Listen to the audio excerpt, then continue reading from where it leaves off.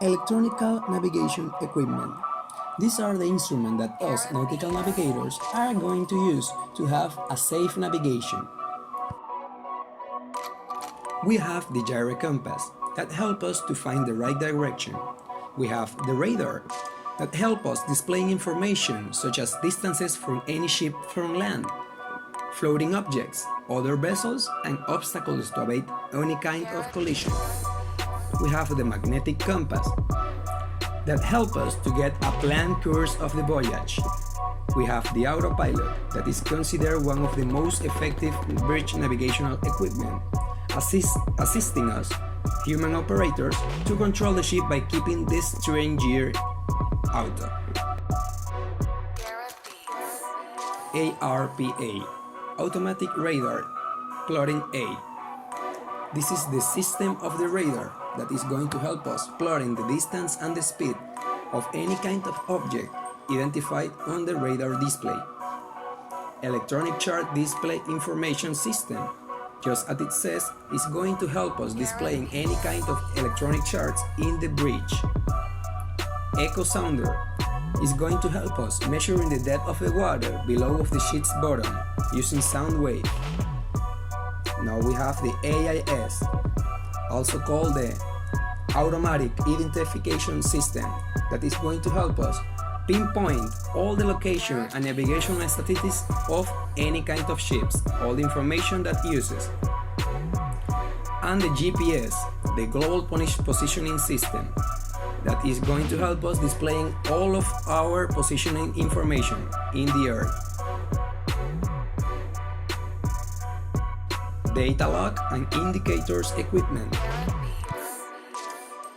Voyage Data Recorder, also called VDR.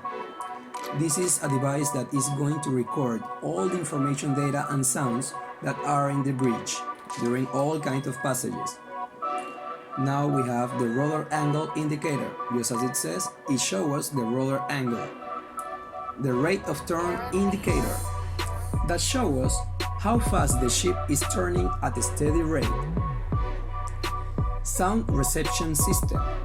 This is a device that is going to help us navigating officers that are inside any cabin to listen to the sound of signals from other ships in the vicinity. And now we have the pilot card. That is a card that is going to show all the information of our ship. Voyage plan. This is the plan that the second officer is going to do to ensure a safety navigation of the ship from a commercial and legal perspective too. Is going to show all kinds of information such as weather, meteorological, ship's current and future cargo data, other navigational data, etc. Now we have the wheelhouse poster. It's going to present us in the navigational bridge detailed information of maneuvering characteristic of the ship, including the turning cycle, stopping and maneuvering characteristics of the vessel. Now we have the logbook, record of navigation activities and maintenance of navigational equipment. We are going to be recording all the information that is going to be shown in the equipment. And we have the transmitting heading device. This is a device, also called the THD. It's an electronic device which is going to be used to display the information of the vessel through heading.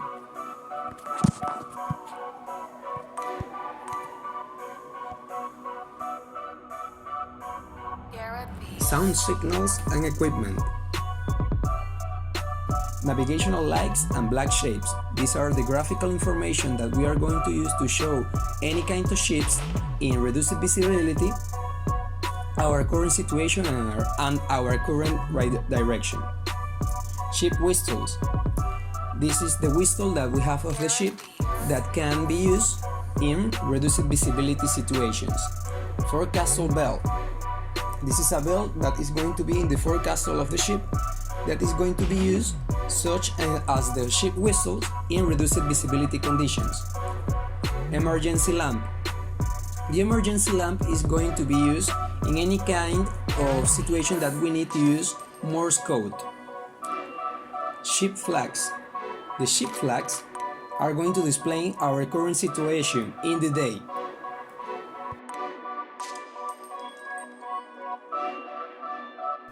When we talk about the safety on board, as officer we need to consider several things.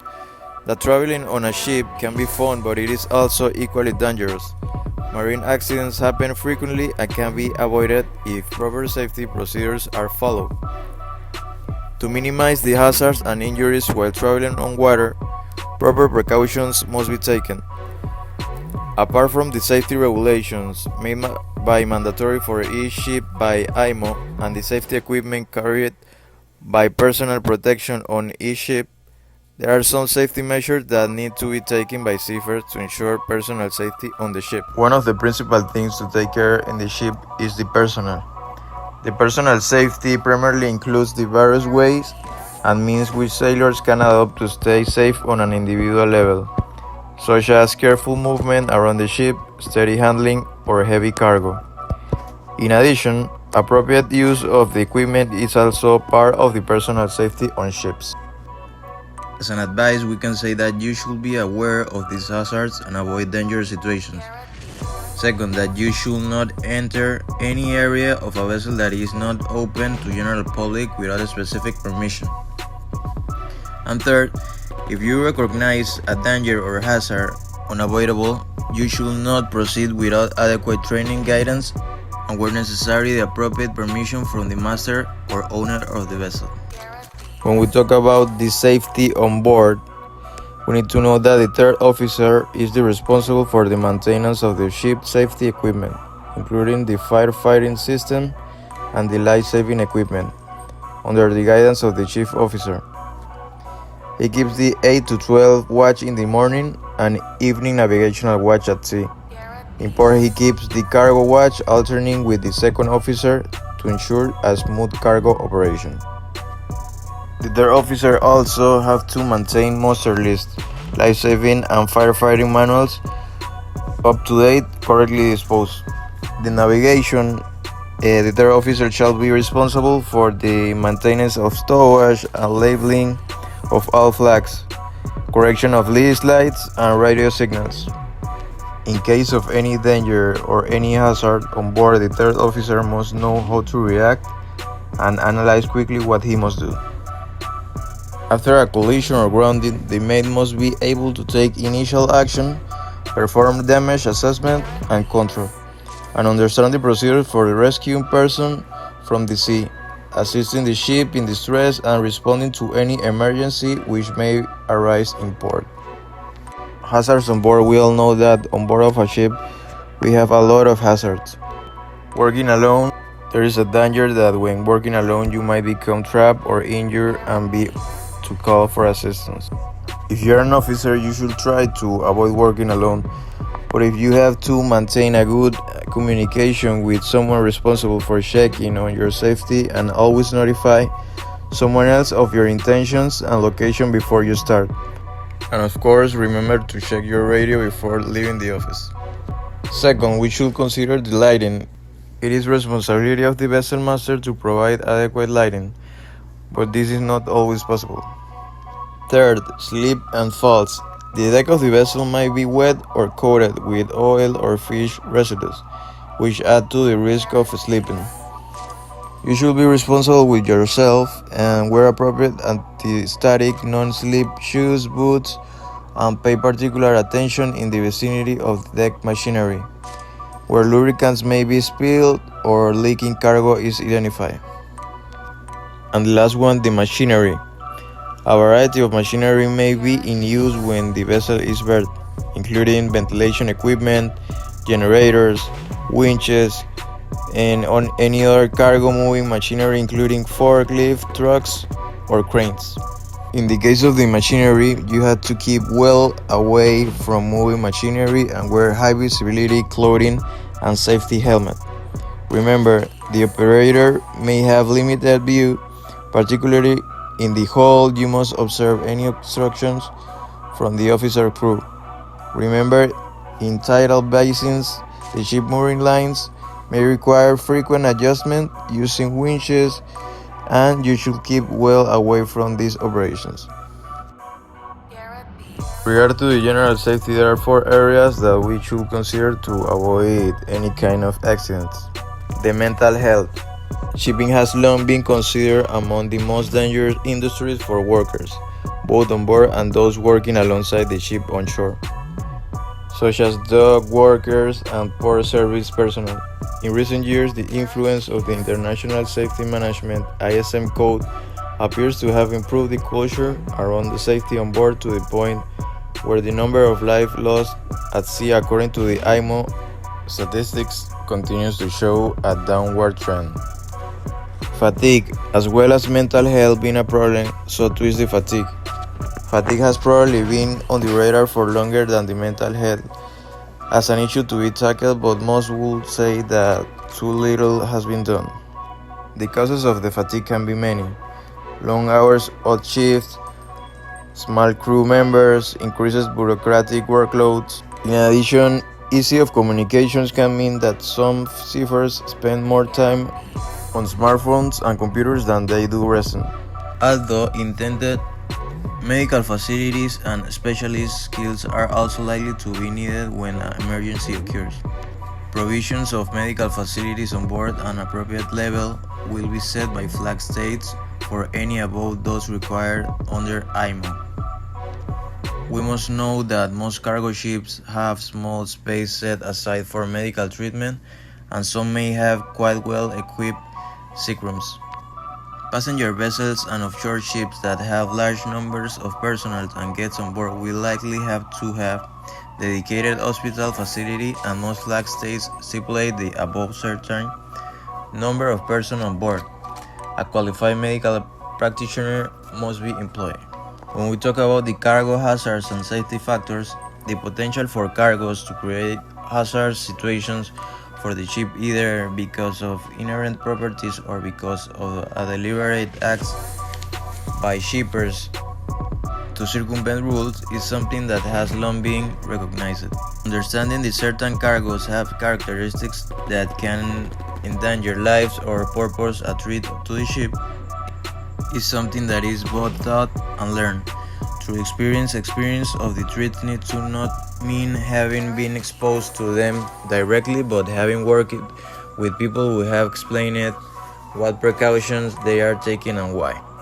The containerized cargo has been responsible for a revolution in cargo handling and rapid port turnarounds, but the use of this container also has safety implications. Often this is due to a shipper's delivery declaring hazardous cargoes as something harmless to avoid paying premium freight rates.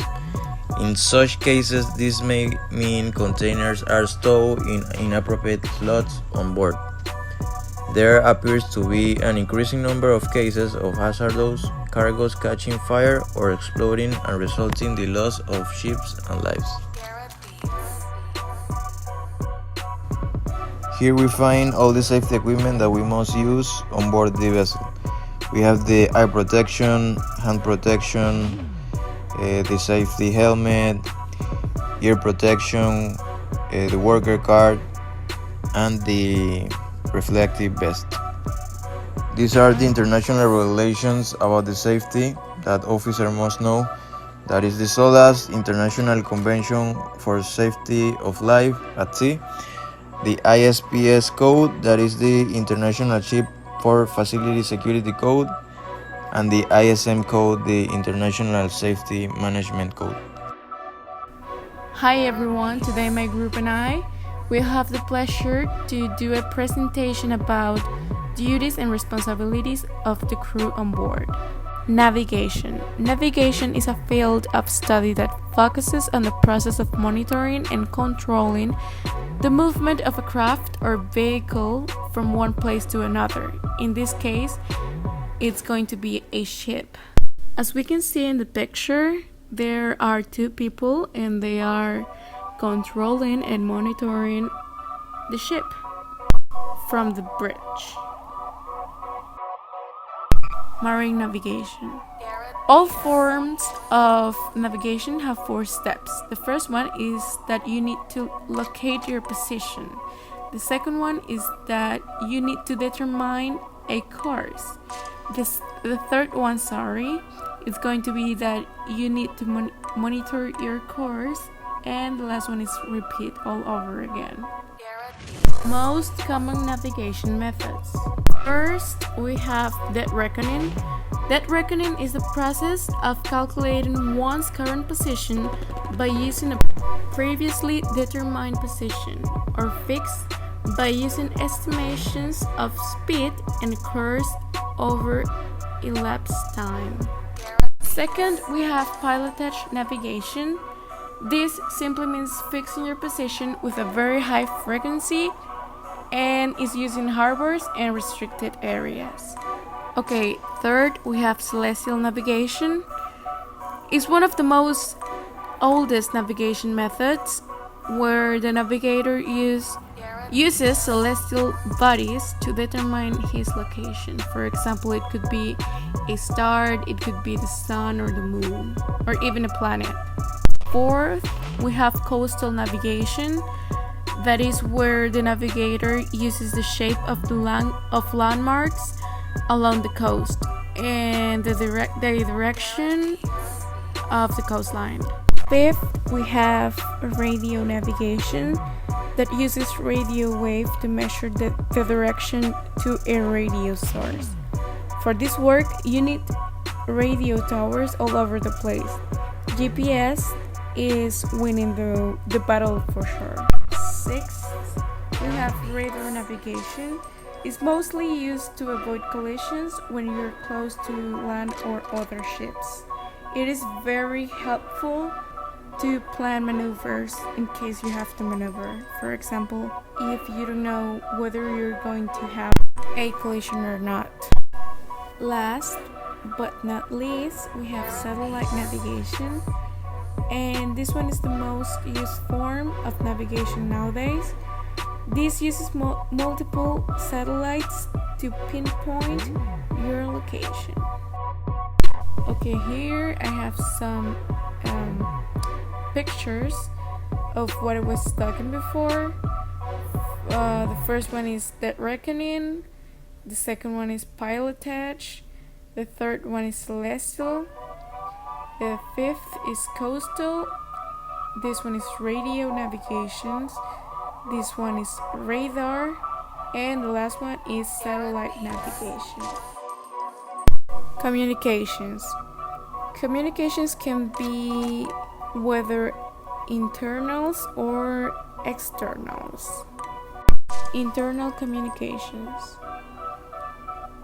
And onboard communication stations, according to the Article 1.79 of the International Telecommunications Unions of Radio Regulations, a low-powered mobile station in the maritime mobile service intended for use for internal communications on board a ship or between a ship and its lifeboats and life raft during lifeboat drills or operations, or for communication within a group of vessels being towed or pushed, as well as for line handling and mooring operations.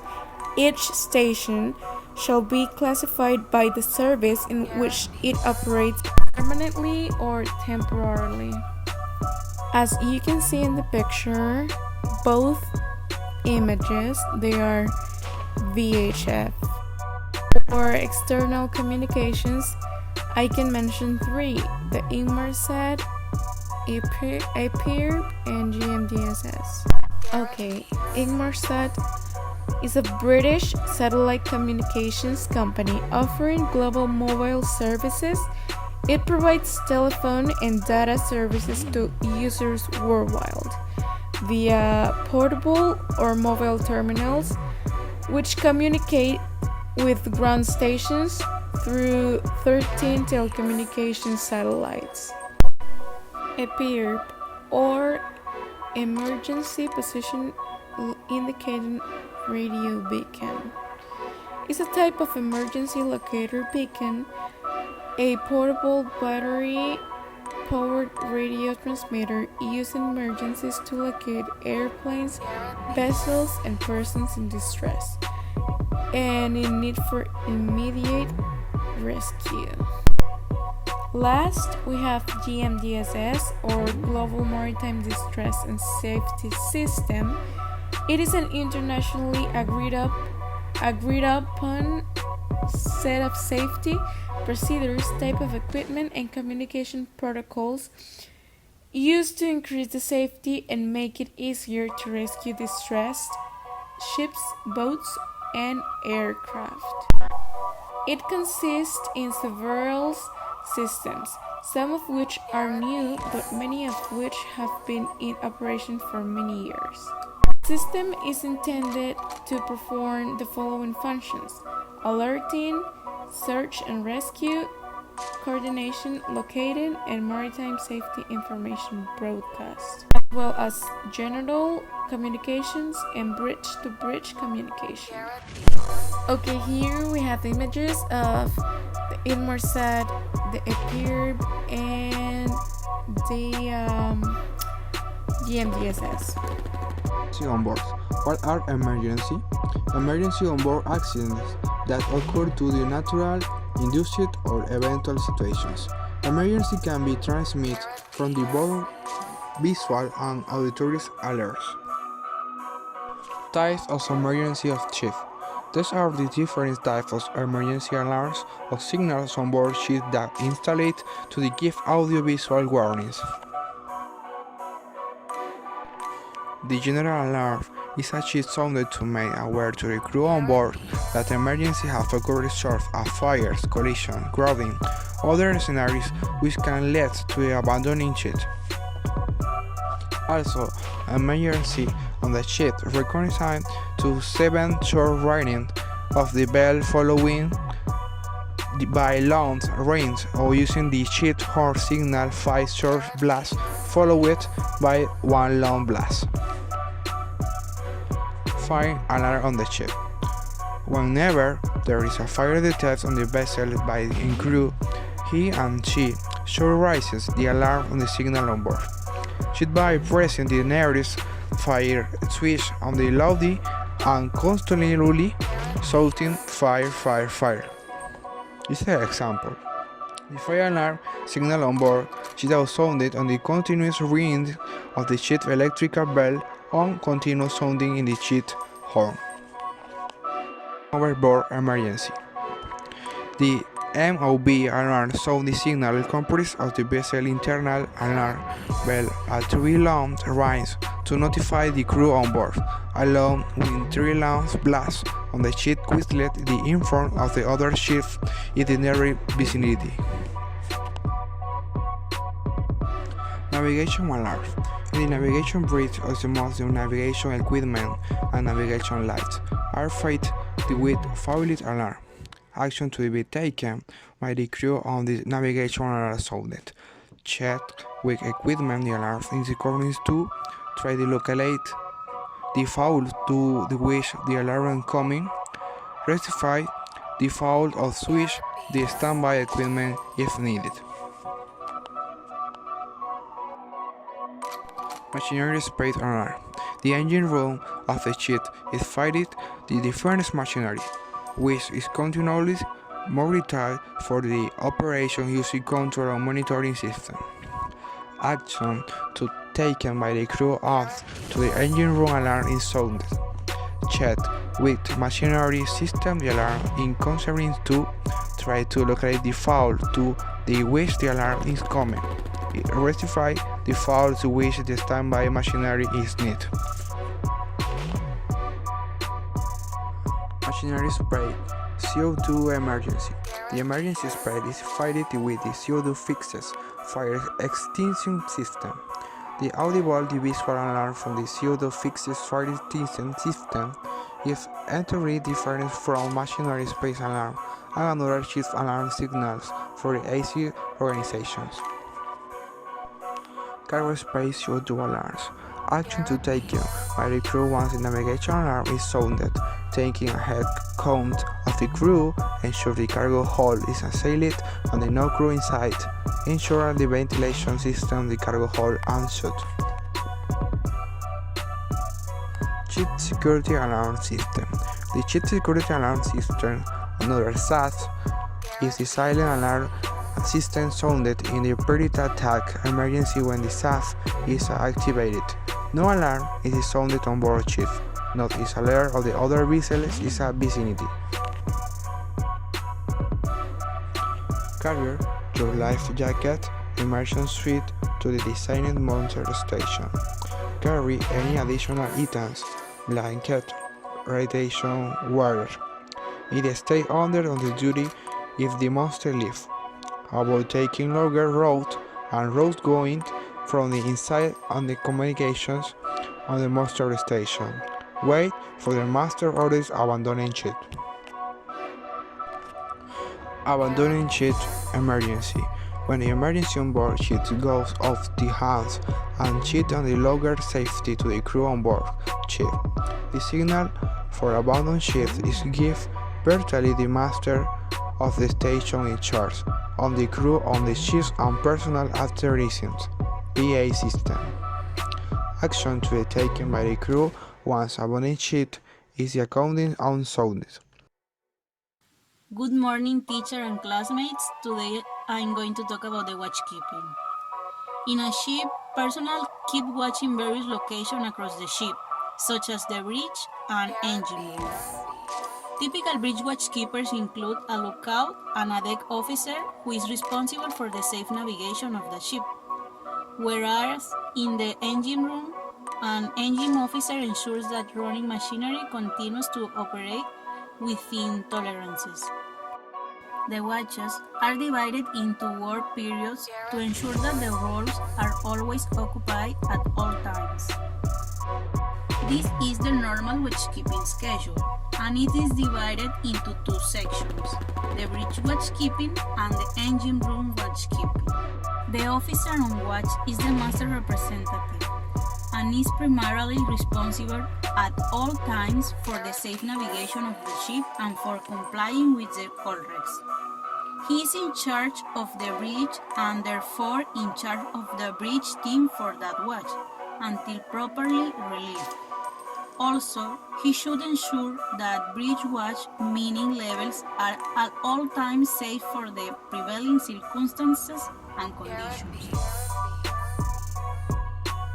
The three main duties of an officer on watch can be classified into navigation, watchkeeping, and GNDSS radio watchkeeping.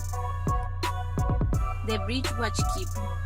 In compliance with the call regs, a proper lookout must be maintained at all times to serve the purpose of maintaining a continuous state of vigilance by sight and hearings, as well as by all other available means, with regard to any significant change in the operating environment, fully appraising the situation and the risk of collision, stranding, and other dangers to navigation, detecting ships or aircraft in distress, shipwrecked persons, wrecks, debris, and other hazards to the safe navigation.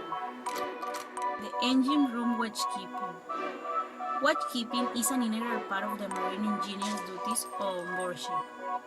A lot of maintenance work can be reduced by following an efficient watchkeeping routine in the ship's engine room. Moreover, it can also avoid serious accidents from taking place. Watchkeeping duties include the following: ensure that machinery continues to operate properly in the engine room, identify and solve or report problems arising in the course of engine room watchkeeping, and monitor and anticipate problems that may occur, including a hazard and risks.